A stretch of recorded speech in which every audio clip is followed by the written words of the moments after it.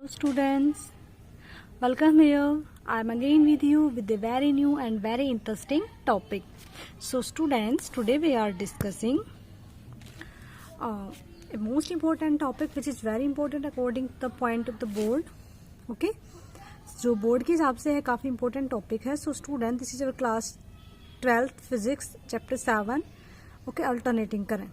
So today we are discussing, आज हम discuss करने वाले हैं जो हमने पिछले पार्ट्स में किया था अल्टरनेटिंग. हमने एलसीआर सर्किट मैंने आपको पढ़ा. देखिए बेटा, मैंने आपको ये टॉपिक कराया था AC circuit containing RLC circuit and with numericals. हमने प्रैक्टिस करा था. ठीक है, उसी कंसेप्ट का हम यूज करने वाले हैं और आज हम एक नया कंसेप्ट पढ़ने वाले हैं, रेजोनेंस. ओके, तो आज हम क्या पढ़ने वाला है, एक नया कंसेप्ट पढ़ने वाले हैं, रेजोनेंस. रेजोनेंस क्या होता है, कहाँ अकर्ड होता है, उसके बारे में बात करेंगे. और इसका जो बेस हमारा रहेगा वो हमारा रहेगा आरएलसी सर्किट. तो हम आरएलसी सर्किट का यूज करते हुए, ठीक है, जो हमने सीरीज में कनेक्ट करे थे एलसीआर सर्किट, उसका कहीं ना कहीं यूज करेंगे. तो मैं आपसे ये रिक्वेस्ट करूंगी कि आप रेजोनेंस वाला टॉपिक करने से पहले एक बार ये वाला टॉपिक जरूर करें, AC circuit containing RLC circuit with numericals. आपको करने नहीं, आप जस्ट ये टॉपिक कर लीजिए. वहां पे आपको इम्पीडेंस फाइंड आउट करना आ जाएगा और अगर इम्पीडेंस फाइंड आउट करना आ जाएगा तो उस फॉर्मूले का हम यहाँ पे डायरेक्ट यूज करने वाले हैं. ठीक है, तो हम पहले रेजोनेंस के बारे में बात करेंगे, उसके बाद हम डिस्कस करेंगे इसके टाइप्स के बारे में. तो हमारा जो इलेक्ट्रिकल रेजोनेंस है, इलेक्ट्रिकल रेजोनेंस में एक बार हम उसको सीरीज में कनेक्ट करेंगे और एक बार उसको पैरेलल में कनेक्ट करेंगे. तो आज के हमारे टॉपिक में हम डिस्कस करने वाले हैं सीरीज रेजोनेंस सर्किट को. ठीक है, तो चलिए स्टूडेंट स्टार्ट करते हैं. ओके, हाँ जी, तो अब हम पढ़ने वाले हैं रेजोनेंस. देखिए, रेजोनेंस क्या होता है, a tendency of A system. ठीक है, सिंपली जो रेजोनेंस होता है वो क्या होता है, किसी भी सिस्टम की एक टेंडेंसी होती है, उसकी कैपेसिटी होती है to oscillate at a particular frequency called natural frequency. की एक कोई भी अपना एक सिस्टम होता है, उस सिस्टम की अपनी एक नेचुरल फ्रीक्वेंसी होती है बेटा, जिसपे वो क्या करता है, ऑसिलेट करता है. ठीक है, और वो उसकी एक नेचुरल फ्रीक्वेंसी होती है. क्लियर, मतलब कि कोई भी बॉडी है अगर वो ऑसिलेट करेगी तो हमने जो उस पर अप्लाइड फ्रीक्वेंसी करी है, यानी कि वो अगर हम क्या करते हैं, अगर हमने उस सिस्टम को बाहर से कोई एनर्जी प्रोवाइड कर दी तो जब हमारे द्वारा अप्लाई की गई फ्रीक्वेंसी उस नेचुरल फ्रीक्वेंसी के इक्वल हो जाएगा तो कोई थर्ड फैक्टर है जो इंक्रीज हो जाता है, जिसको हम बोलते हैं एम्पलीट्यूड. क्या बोलते हैं, एम्पलीट्यूड बोलते हैं बेटा. ओके, सो एक ऐसा सिस्टम जिसपे हम बाहर से एनर्जी अप्लाई करें और जो उसकी अप्लाइड फ्रीक्वेंसी है वो नेचुरल फ्रीक्वेंसी के इक्वल हो जाए तो हम बोलेंगे at this time resonance is occurred. Clear, और जब रेजोनेंस अकर्ड हो जाता है तो एक थर्ड फैक्टर है लाइक एम्पलीट्यूड, वो क्या हो जाता है, इंक्रीज हो जाता है. बट जो हमारा ये सिलेबस है इसमें हमारा क्या है, इलेक्ट्रिकल रेजोनेंस की बात करी गई है. क्लियर, तो हम यहाँ पे क्या करेंगे, एलसीआर सर्किट इम्पीडेंस का कंसेप्ट यूज करेंगे और यहाँ पे जो हमारा फैक्टर इंक्रीज होगा वो आई एक बार इंक्रीज होगा और एक बार अपना डिक्रीज होगा. इंक्रीज होगा सीरीज वाले कंसेप्ट में और डिक्रीज होगा पैरेलल वाले कंसेप्ट में. क्या होगा, कैसे होगा, उसको हम अभी डिस्कस करेंगे अगले जो हमारे आने वाले पार्ट्स हैं. ओके, तो देखिए बेटा, रेजोनेंस के लिए हम एग्जाम्पल मैं आपको बताती हूँ. जैसे कि मान लो एक चाइल्ड है, झूला झूलते हैं जब स्विंग, तो उसके एक झूला झूलने की एक नेचुरल फ्रीक्वेंसी है. ठीक है, वो अपनी कैपेसिटी पे झूल रहा है, आगे पीछे स्विंगिंग कर रहा है ऐसे. ठीक है, वो अपनी कैपेसिटी पे झूल रहा है, दैट्स अ डिफरेंट मैटर कि वो एक बच्चा है वो झूल रहा है अपनी कैपेसिटी पे. क्लियर, तो अगर वो क्या करना चाहता है, अगर कोई दूसरा बच्चा उसके पीछे यहाँ पे कोई दूसरा बच्चा खड़ा है, वो उसको पुश कर रहा है. क्लियर, तो वो बच्चा उसको रेगुलर पुश करता जा रहा है, तो the frequency of the push is almost same as the frequency of swing, जो उसके झूले की कैपेसिटी है ऑसिलेट करने की. क्योंकि झूला तो ऐसा तो है नहीं जो अपने आप खड़ा खड़ा स्विंग करने लग जाएगा, है ना, अपने आप तो करेगा नहीं. तो जब वो झूले की जो कैपेसिटी है स्विंग करने की और जो बच्चा इसको पुश कर रहा है, जब ये दोनों की फ्रीक्वेंसी इक्वल हो जाएगी तो एम्पलीट्यूड क्या हो जाएगा, इंक्रीज हो जाएगा. जैसे कि हम जब झूला झूलते हैं, अगर आपको कोई दूसरा झूलाता है तो जो आपकी झूलने से हम पिंग बोलते हैं, वो जो झूलने की कैपेसिटी है, जो वो ऐसे ऐसे आप मूव कर रहे हो वो इंक्रीज हो जाता है. मतलब आप ज्यादा दूर तक झूल के आते हो, ज्यादा दूर तक पिंग लेके आते हो. है ना। जब वो जो ओसिलेशन पीरियड है वो ज्यादा लंबा हो जाता है। जब आप खुद से झूलते हो, मान लो इतना झूल रहे हो, अगर आपको पीछे कोई पीछे से पुश कर रहा है तो आप ज्यादा लंबे तक उसके झूल पाओगे, ऐसा ज्यादा लंबा झूला ले पाओगे।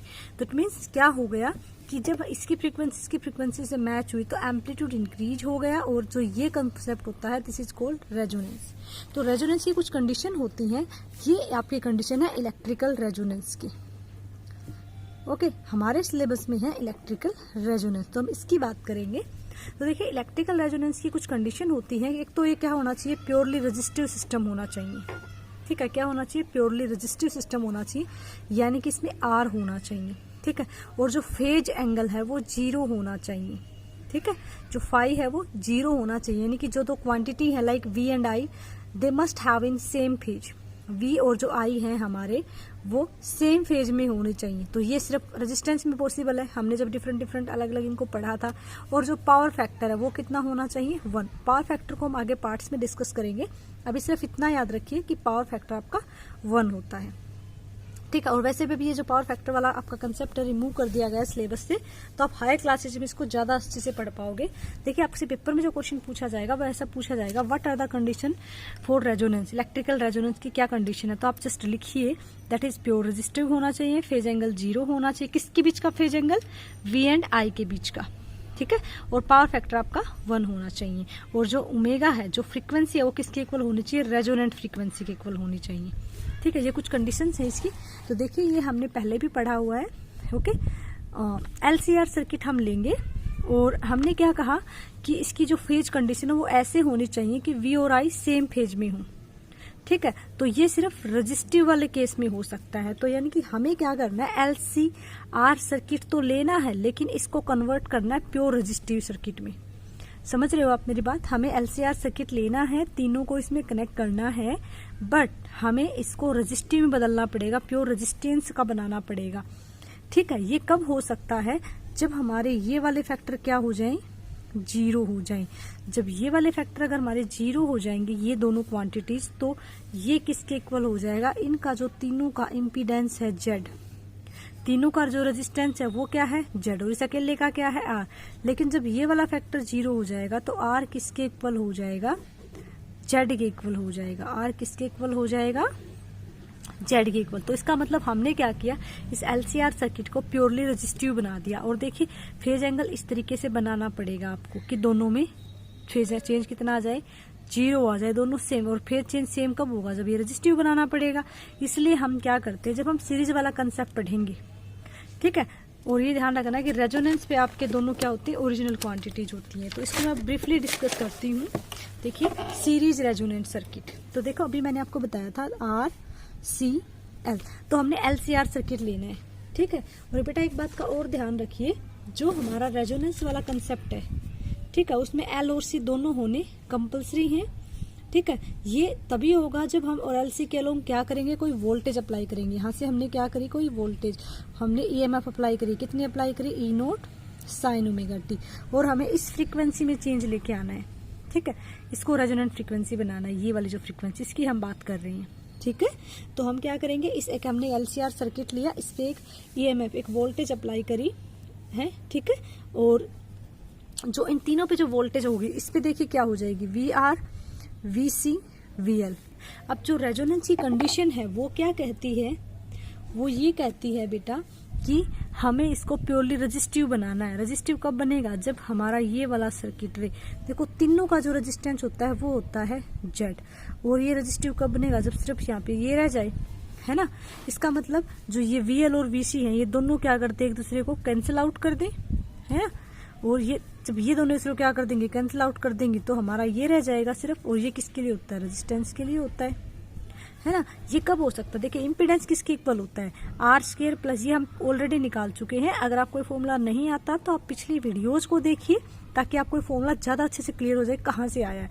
देखिए जेड क्या होता है, इम्पीडेंस, जो इन तीनों का सम अप रेजिस्टेंस होता है, R² plus XL minus XC का होल स्क्वायर।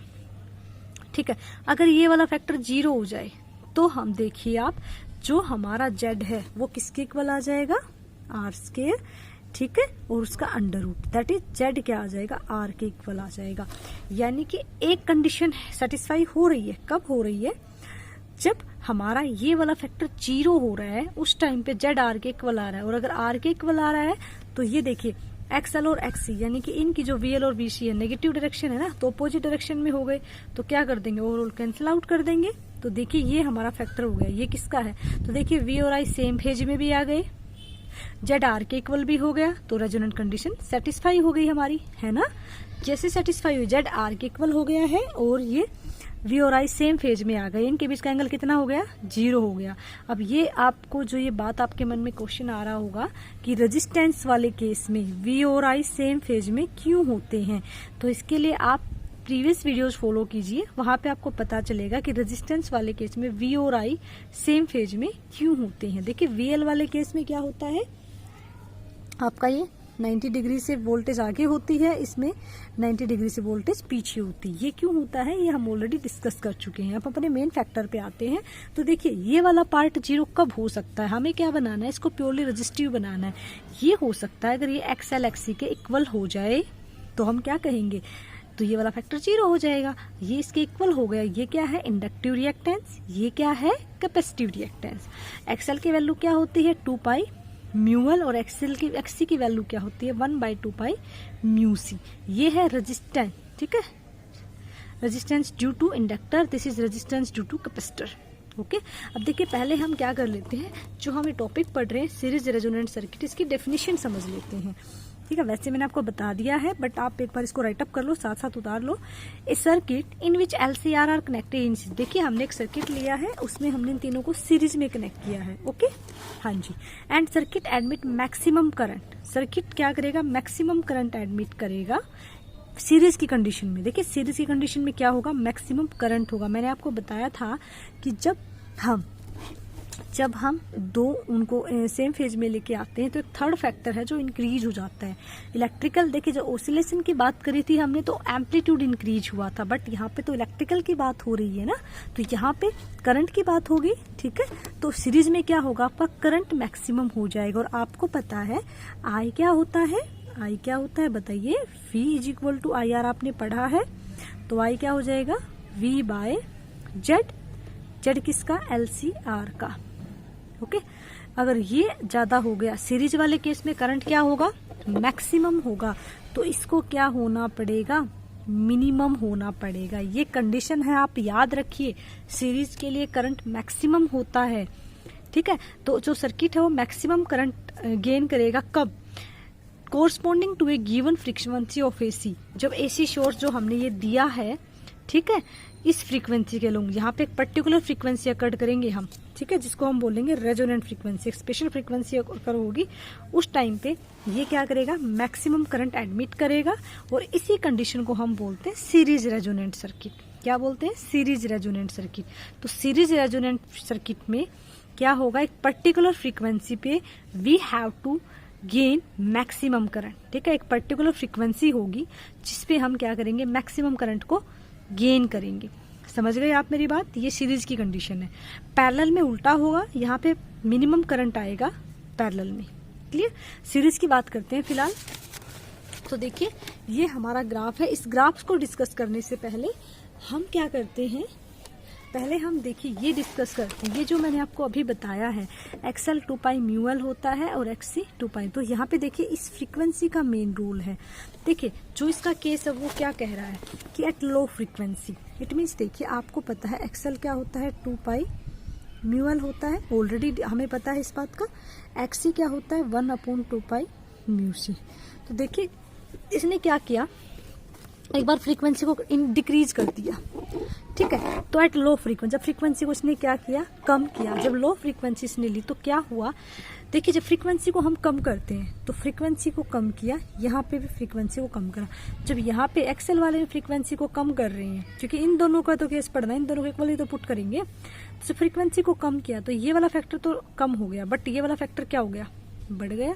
तो एट लो फ्रीक्वेंसी, तो देखिए ओमेगा का ग्राफ बनाया हमने, ये ओमेगा की लाइन है, वर्टिकल लाइन। ठीक है, और जो ये वाली लाइन है ये करंट की लाइन है। क्लियर, तो ये देखिए यहाँ पे जो हमारे केस बन रहे हैं, ओके, तो यहाँ पे हम ये बात कर रहे हैं, इधर हमारी फ्रीक्वेंसी है, ये मैक्सिमम फ्रीक्वेंसी है। तो देखिए लो फ्रीक्वेंसी पे क्या होगा, लो फ्रीक्वेंसी पे हमारा जो ये है कैपेसिटिव रिएक्टेंस हाई होगा, ठीक है, और करंट क्या हो जाएगा आपका, डिक्रीज हो जाएगा। क्यों हो जाएगा, I is equal to V/R होता है। अगर ये बढ़ रहा है तो ये कम हो जाएगा, ठीक है। हाँ जी, तो जब हम फ्रीक्वेंसी को बढ़ाते हैं, तो मैंने फ्रीक्वेंसी को इंक्रीज कर दिया, तो फ्रीक्वेंसी इंक्रीज करने पर ये वाला फैक्टर डिक्रीज हो गया, तो ये वाला फैक्टर बढ़ गया। तो जब हमने हाई फ्रीक्वेंसी की बात करी तो XC को हम क्या करेंगे, नेगलेक्ट करेंगे और XL को हाई लेंगे, यानी कि करंट बढ़ जाएगा। यहाँ पे इंडक्टिव फैक्टर इफेक्टिव होगा, यहाँ पे कैपेसिटर फैक्टर इंडक्टिव होगा। अब देखिए जब हम किसी चीज को घटाते हैं या किसी चीज को बढ़ा रहे हैं, है ना, तो एक ऐसी पर्टिकुलर फ्रीक्वेंसी आएगी जहाँ पे दोनों इक्वल हो जाएंगी, जहाँ पे दोनों क्या आ जाएंगी, इक्वल हो जाएंगे। एक ऐसी पर्टिकुलर फ्रीक्वेंसी आएगी और वो पर्टिकुलर फ्रीक्वेंसी है हमारी ओमेगा आर। क्या है वो पर्टिकुलर फ्रीक्वेंसी, ओमेगा आर, जिसको हम बोलते हैं रेजोनेंट फ्रीक्वेंसी। क्या बोलते हैं, रेजोनेंट फ्रीक्वेंसी, ठीक है। एक पर्टिकुलर फ्रीक्वेंसी पे क्या हो जाएंगे, इक्वल हो जाएंगे, वो है रेजोनेंट फ्रीक्वेंसी। कौन इक्वल हो जाएगा, XL अपना XC के इक्वल हो जाएगा, ठीक है, ओके। तो इस कंडीशन का यूज करते हुए अब हम निकालते हैं फॉर्मूला फॉर रेजोनेंट फ्रीक्वेंसी। अब हम रेजोनेंट फ्रीक्वेंसी का फॉर्मूला निकालते हैं कि वो फ्रीक्वेंसी क्या होगी, ठीक है। तो देखिए XL XC के इक्वल है, ये हमारी कंडीशन हमने लगाई है। तो इसका मतलब क्या हुआ, 2 पाई म्यू एल किसके इक्वल होगा, 1/2 पाई म्यू सी, ये इसके इक्वल होगा। इसका मतलब तो यही है ना। क्या अगर हम इसको एंगुलर फ्रीक्वेंसी की फॉर्म में लिखें तो हम इसको क्या लिख सकते हैं, हाँ जी देखिए, तो ये अपना हो गया क्लियर। तो देखिए यहाँ से आप इसको क्या लिख सकते हो, यहाँ से हम इसको लिख सकते हैं 2 पाई म्यू, ये हो जाएगा। अगर आप इसको देखिए, पहले इसको यहाँ से लिखिएगा, यहाँ से क्या हो जाएगा बेटा आपका, जस्ट ए सेकेंड बेटा, just a second, what happened at here, there is some problem in camera I think. हमारा XL XC के इक्वल हो गया, it means we can say that omega L is equal to 1/ओमेगा C। और ये equal किस पे हो रहे हैं, एक पर्टिकुलर फ्रीक्वेंसी पे हो रहे हैं, वो पर्टिकुलर फ्रीक्वेंसी हमने ओमेगा R मानी है, ठीक है। तो यहाँ से ओमेगा R की वैल्यू क्या हो जाएगी, ओमेगा R स्क्वायर आ जाएगा, तो 1/LC, और यहाँ से आपका ओमेगा R हो जाएगा 1/√LC। तो ये तो हमारा क्या आ गया, ये आ गया हमारा एंगुलर रेजोनेंट फ्रीक्वेंसी। ये क्या आ गई, एंगुलर रेजोनेंट फ्रीक्वेंसी। हम सिंपल अब फ्रीक्वेंसी निकालते हैं, तो देखिए इसको हम ऐसे भी लिख सकते हैं 2 पाई म्यू एल ओमेगा एल को, और 1/ओमेगा सी को 1/2 पाई म्यू सी भी लिख सकते हैं, ठीक है। अब देखिए ये जो अपना 2 पाई म्यू एल है, 2 पाई म्यू एल है, ठीक है, इसको हम क्या कह सकते हैं, इसको आप इस तरीके से भी लिख सकते हैं, इस तरीके से भी, आपकी मर्जी है। अब मैंने क्या किया है, इसको नहीं कंसेप्ट को हम यूज करते, हम सिंपली ये यूज करते। देखिए हमारे पास क्या आया है, ओमेगा आर आया है 1/√LC, ये हमारे पास आया है, ठीक है। इसी को हम यूज करते हैं। ओमेगा को क्या लिख सकते हैं, 2 पाई म्यू 1/√LC, ओके। तो यहाँ से म्यू की वैल्यू निकालते, कितना हो जाएगा 1/2 पाई √LC। तो ये है रिक्वायर्ड रेजोनेंट फ्रीक्वेंसी, ये क्या है आपकी रिक्वायर्ड रेजोनेंट फ्रीक्वेंसी, ठीक है। ये वो फ्रीक्वेंसी है that we want to find out, clear. ये हमारी है रेजोनेंट फ्रीक्वेंसी। इस फ्रीक्वेंसी पे जो हमारी ये वाली फ्रीक्वेंसी है, इस फ्रीक्वेंसी पे XL XC के इक्वल हो जाएगा। इस फ्रीक्वेंसी पे XL क्या हो जाएगा, XC के इक्वल हो जाएगा, और Z हमारा R के इक्वल हो जाएगा, ठीक है। इस फ्रीक्वेंसी पे क्या क्या कंडीशन सेटिस्फाई होंगी, XL XC के इक्वल हो जाएगा, सो Z हमारा क्या हो जाएगा, R के इक्वल। और इस केस में ये हमारा Z क्या रहेगा, मिनिमम रहेगा, और I क्या रहेगा, मैक्सिमम रहेगा। इन चीजों का आप ध्यान रखो, छोटी छोटी चीजों को, ठीक है। तो इस फ्रीक्वेंसी को हम बोलेंगे रेजोनेंट फ्रीक्वेंसी। ये किसका फॉर्मूला है बेटा, resonant frequency. This is the natural frequency of oscillation of LC circuit, ठीक है। ये क्या है, नेचुरल फ्रीक्वेंसी ऑफ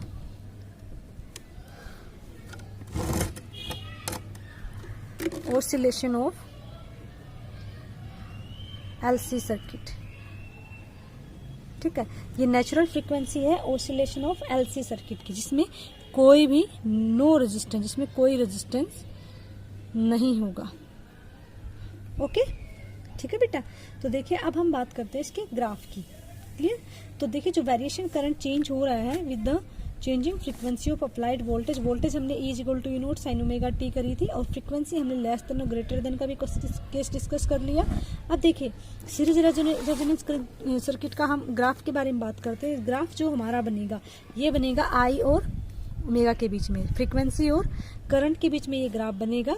और यहाँ पे देखिए ये वो पर्टिकुलर फ्रीक्वेंसी है जहाँ पे हमारा मैक्सिमम करंट होगा। ये क्या है, वो पर्टिकुलर फ्रीक्वेंसी है जहाँ पे हमारा करंट क्या बनेगा, मैक्सिमम बनेगा। ठीक है, ये हमारी करंट की RMS वैल्यू है, और जो RMS वैल्यू होती है वो लगभग करंट का क्या होता है, 70% पार्ट होता है। जो ये हमने लाइन बनाई है ना बेटा, ये किसके लिए बनाई है, RMS के लिए बनाई है, और ये लगभग इसका 0.707 होता है, इनकी 70%, तो इसका 70% यहीं कहीं बनेगा। अगर ये टोटल यहाँ तक मैक्सिमम 100 है तो देखिए अगर इसकी आधे 20 की बात करें तो 50 हो जाएगा, तो 70% यहाँ कहीं बनेगा। ठीक है, तो देखिए यहाँ पे जो फ्रीक्वेंसी है ये ω1 मान लेते हैं हम, इसको ω2।